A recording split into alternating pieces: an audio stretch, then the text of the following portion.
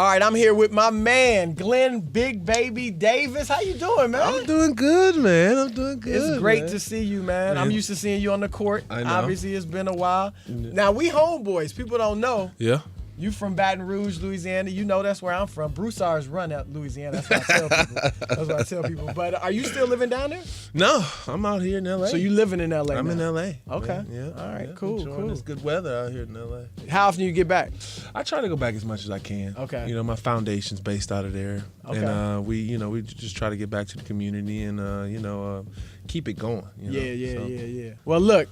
On the podcast, we just talked about the Knicks situation. I'm sure you're up on that with Charles Oakley getting escorted out. What are your thoughts just quickly on seeing that happen to a former player who was he was a lot like you as a player. Yeah. Y'all were very similar. You know what? When you sit on the outside and you hear about the collective bargaining agreement and you're like, why these people can't come together? And now you see those little things that these owner and a player has. That's crazy, and that's bad for basketball. Yeah. I know, the basketball community as far as players. Now, man, these people really don't care about us. Yeah. I wonder what the players are thinking about their owners now. Yeah. So it's bad for basketball all the way around, and to see, like I said, an African American man get handled like that, and especially play for that. That team. It's just sad to see, and hopefully we can start making the right steps. To not let this stuff happen again. Well, you're right. Like the racial dynamic you saw, it was just clear. Bad. Yeah, it was bad. Optics were terrible.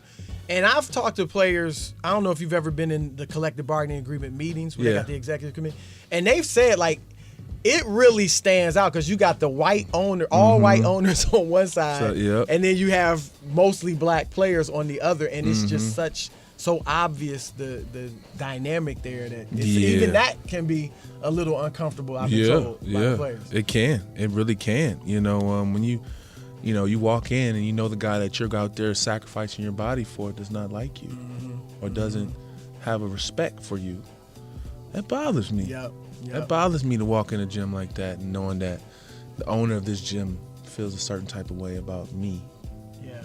Now, if you were a player, if you were a free agent, and the Knicks were coming after you, after all this has happened, how much would that come into play with your decision? Depends on where I'm at in my career. If I'm a guy that's a max guy, and I want to win a championship and and that's my that high responsibility.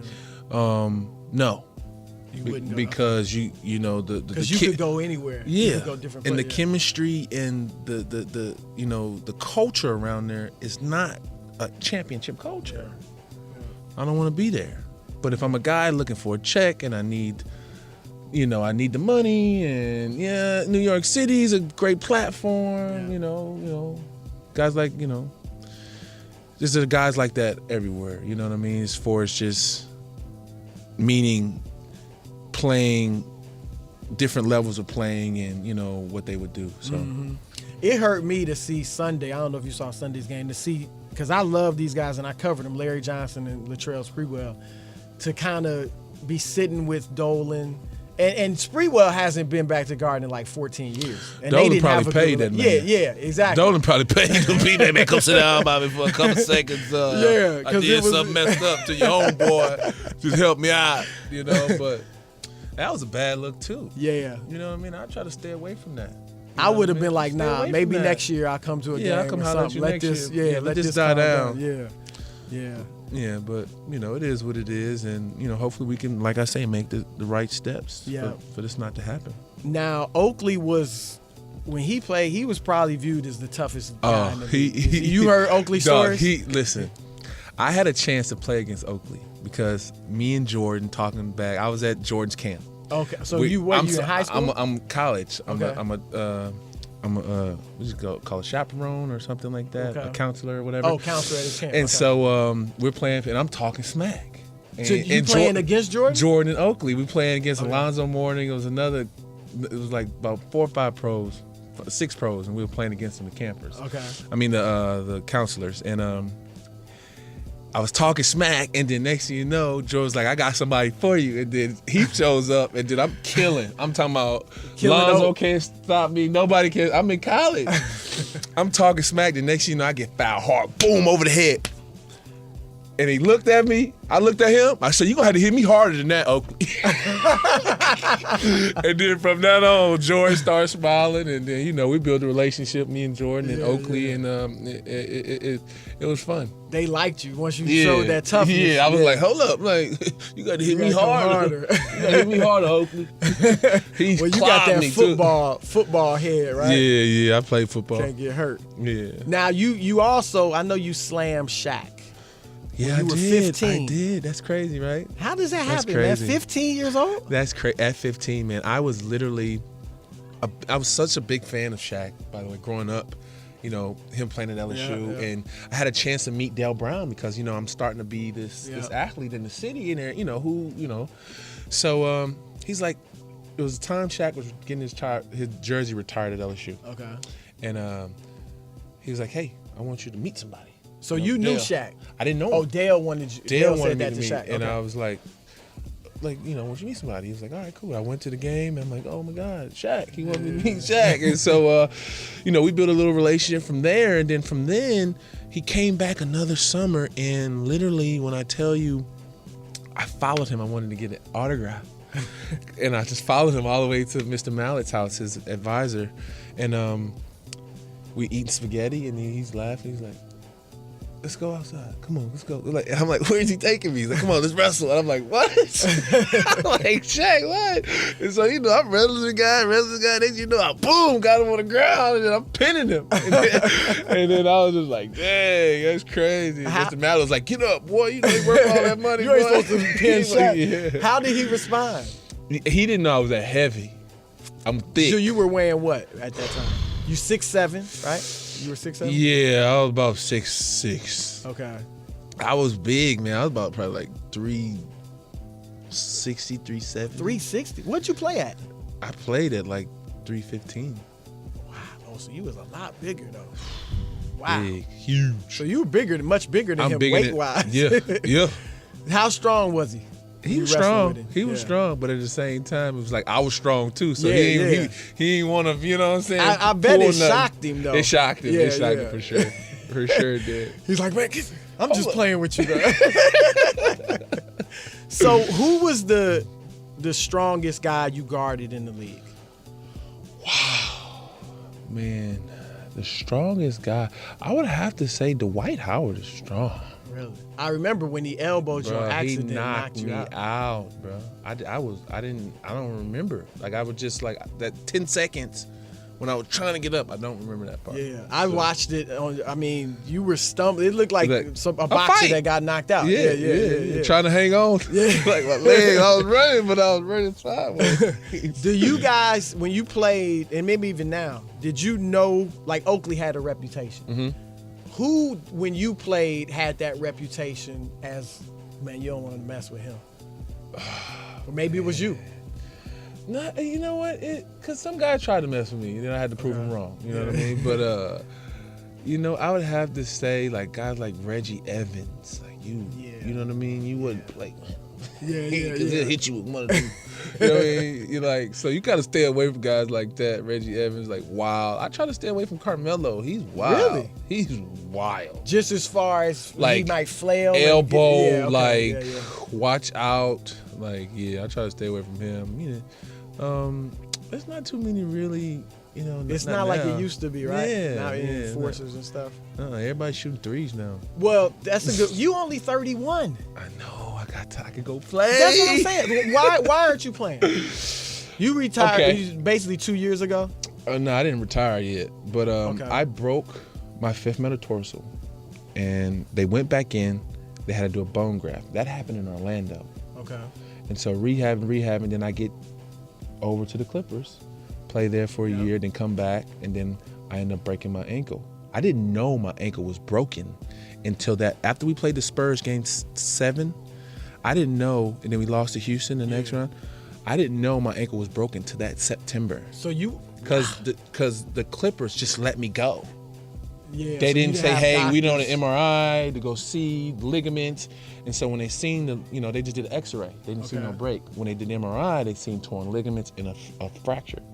Oh, wow. So it was So you're just doing normal. Was it? I'm was doing hurting, I guess? it was hurting, but I'm just think thinking it's it's my sprain or fifth. something? I'm thinking it's my fifth metatarsal. Okay. That I got to rehab. So I was rehabbing crazy, and then talking to Sacramento about to come in, can't pass the physical.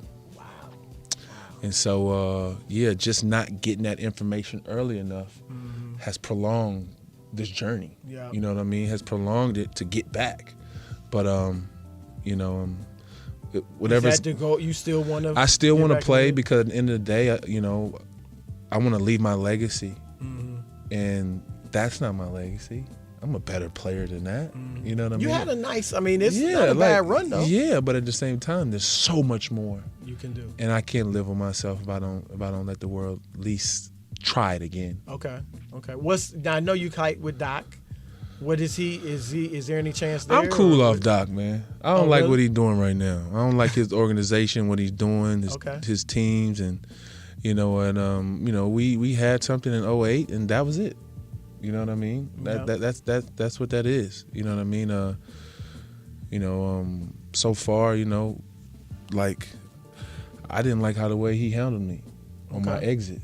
You know what I mean? Yeah, do I hold yourself accountable? But at the same time, I had a broken ankle. Yeah, and they won a championship with you, and you don't even really call me. I gotta beg you to call me. My agent gotta beg you to call me. My ankle's broke, and you just told me they pulled me to the side when I played against Houston and told me you're not playing the way you need to play.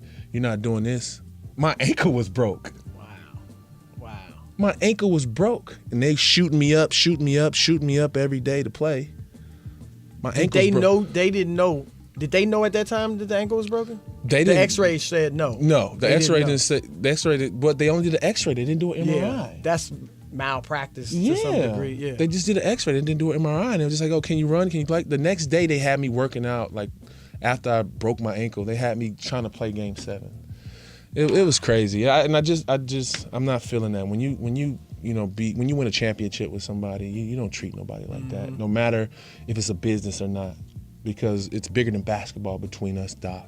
You know what I mean? I've never left you at the altar. Yeah. I've never left you at the altar. You know what I mean? I never left. You go get Spencer Hawes. He does nothing. You got to trade him. You still got me on the bench knowing that I can play, but you still go play Spencer Hawes knowing that, you know what I mean? You're just trying to cover your own butt because Spencer's not panning out the way you want him to pan out. And I just don't like that. That's just, I'm not feeling that. Have you talked to him since you left? Nope. I haven't talked to him since the day he fake called me because my agent made him call me. I haven't talked to him since. Why isn't, because I've looked at it and I've said, I thought when Doc went to the Clippers that he was going to take them to the promised land, so to speak, because they got talent. And he hasn't gotten them further than the second round. Why do you think it hasn't worked there? Because what Doc had in 2008 was special. And he was lucky as hell. Lucky as hell. The year before that, they was wearing trash bags. He could have got fired. Nobody would have made a peep. Yeah. Made a peep. But then the next year they win it. Now he's one of the bestest coach ever. I'm just not feeling that. You know what I mean? You give credit to KG. You give credit to Paul Pierce. You give credit to Ray Allen. Those are the guys that made sure whatever Doc needed to be done got done. And so now it's easy for Doc to do his job. And then you give credit to Danny Ainge. That's the one you give credit to, because I know multiple times he had to talk to Doc just to say, hey, Doc, leave him alone. Hey, Doc, ease up. Like, there's points where you ease up. You know, I would play good games and Doc wouldn't even give me like, hey, what up? Like, I'll play a great game and he'll be, go do it again. You know, you want to hear that, you know, great job, kid. Like, good job, man. Keep it up. Yeah. But not, go do it again. Wow. So, you know, I'm off that Doc tip, man. He's a you know, great guy, but as far as just, you know, that basketball stuff, I just try to leave. Is he overrated as a coach? I think so. Really? Okay. Yeah. Okay. That Big Three era, Great run. How do you, when you look back at that, how do you feel? How do you remember it? How do I remember it? It was like yesterday, man. We were like the Beatles. Everywhere we went, man, it was just like, oh my God, oh my God. Like, so it was great, man. I remember because I went to Rome with y'all. Yeah, I don't know if you were a rookie. I remember that. Yeah. It was great, man. It was the best. It was one of the best times of my life, man. Being up there in Boston and, you know, sharing that. That's why I gotta love Doc. Because he was a part of that. But as far as that other stuff, no. You know, and that's it. I always felt like, man, y'all should have won more than one championship. Oh my God. That bothers me, so I'm sure it eats at you. Oh my God. 09. Oh my God. Man. It was a great year. You know what I mean? But at the same time, KG got hurt. You know what I mean? And, you know, if he don't get hurt, we right back in that thing, man. Playing the Lakers again. So I think y'all should have at least won one more. That one 2010 more. We should at least. Yeah. Yep. You know. Yeah, we should have at least won one more. At least two. Does it still bother you? Yeah, it does. It does. It does every day. I mean, oh my God, I got 2 rings. I be wearing my one ring like, oh, I can hit 2. And then like every time I see Kobe jump on that scoreboard, like those highlights, eats you up, right? I was walking like in the corner over there, like to the locker room. Confetti started falling. Who you mentioned Kobe? Who was the best player you ever played against? Kobe. Oh, really? Hands Kobe. down. You played LeBron and all that. Kobe. Why? Just the ins and outs of the game, the intangible things that he didn't overlook. He didn't overlook anything. You know what I mean? He played both sides of the ball. He delivered in crunch time, and he was a great, you know, as far as when he talked about teammates, he was great.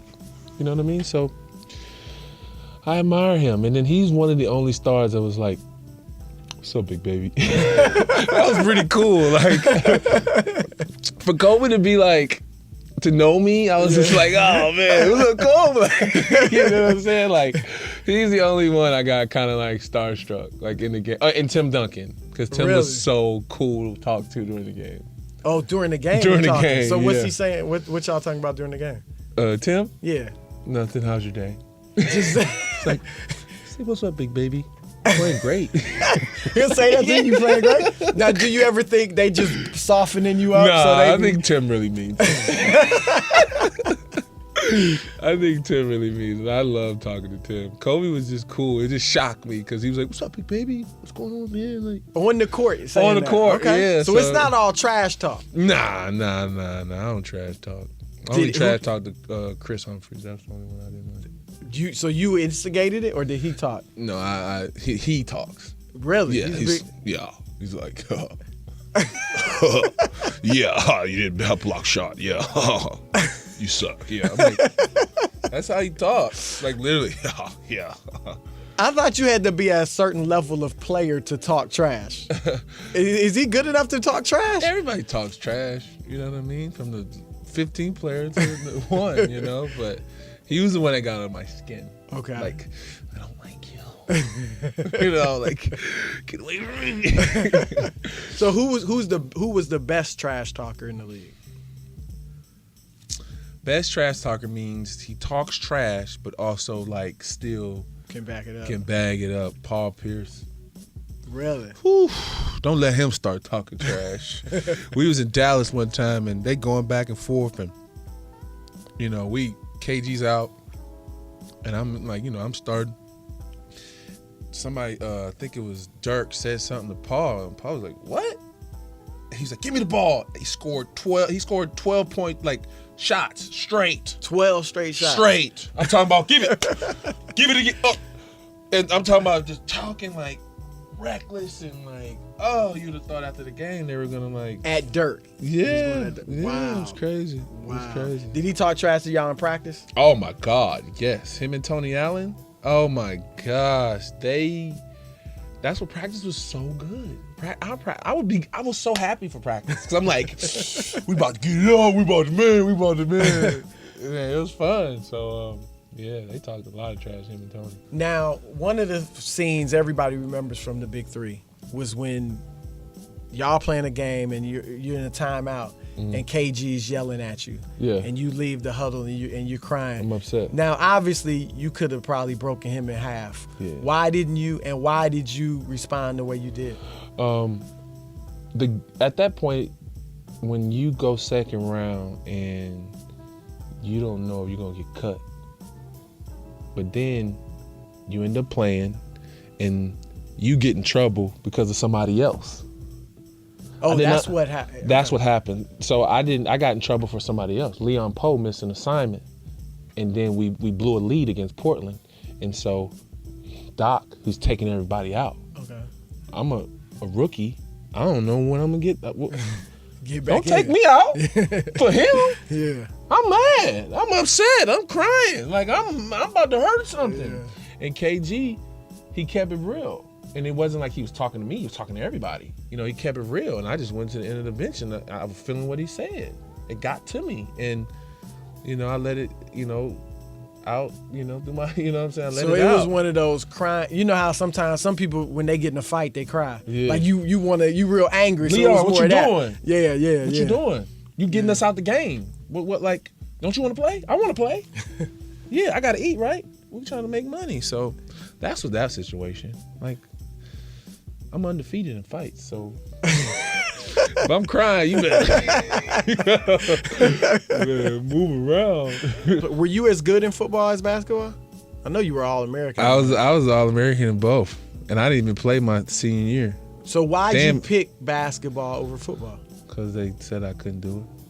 Oh, said you couldn't play basketball. They said I couldn't. They said you why you gonna do that? I was like, 'cause, you know, I just wanted to prove them wrong. They wanted you. Everybody. Did they all feel like, oh, he's gonna play football? Yeah, they thought everybody. Nick Saban came to my school for 3 days. His kid went to the same school because I went to LSU Lab. Yeah.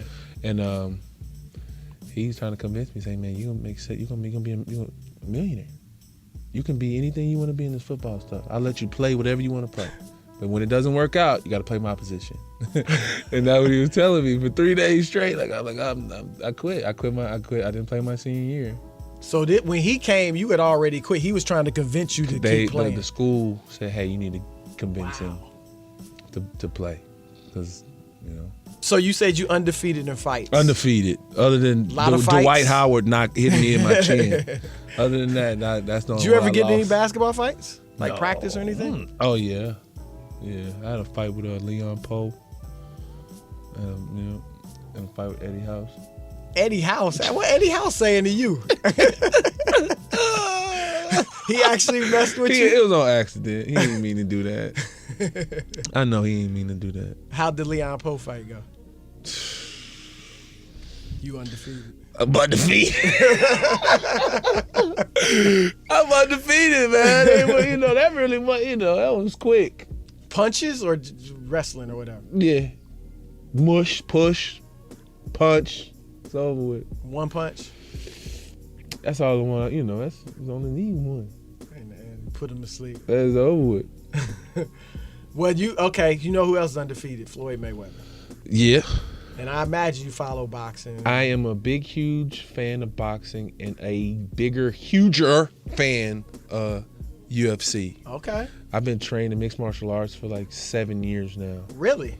Yeah. You got any thought of entering the octagon? No. Yeah, that's you. No, you better really be yeah, you gotta be an animal. Yeah. So, all right, McGregor, Floyd, is all this talk that they could fight. What's your thoughts on that? I ain't paying no attention to that crazy stuff. Because they won't. They won't fight. Floyd, like, he's the champion of this league. Boxing. Yeah. Like, that just tarnished. Leave them separate. Yeah. Let that stay over there at UFC. Let boxing stay over here. You got, boxing been around for a long time. You know what I mean? I just think it messed up the integrity of the sport and just trying to make money. So, all right, you want to get back in the NBA. Uh-huh. Besides that, what are some of your goals going forward? Man, I have been doing movies. Acting? Not acting, but executive producing. Okay. Pistol Pete.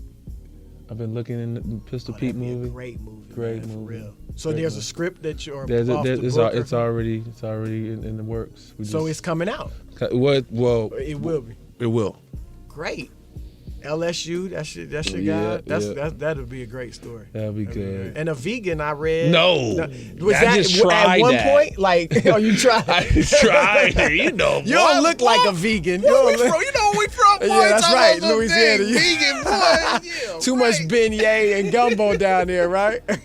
No way, man, but no way, vegan. No way. I tried it now. How long did you last? About 2 weeks. Then I had an interview, and then I was like, "Yeah, I'm vegan right now." Yeah, everybody's like, "Oh, Big Baby's turned vegan." I'm like, "No, you just caught me at the wrong time." Well, all right, man. Great interviewing you. Thanks for having me, man. Seeing you again. I hope I do see you back on the court. Man, you know what? I got something for him, man. I got a lot in the tank, man. You know, it's not like nobody wanted me. Yeah. I had injury. I'd have been playing if I didn't have injury. It's 100% now? 100%. Okay. Now. Yeah. So you're working out and all that? Working every day, yeah. Okay. All right, brother. Well, good luck, man. All right, man. Always Thanks. good to see you, man. Yes, sir. You already know. Keep repping Baton Rouge.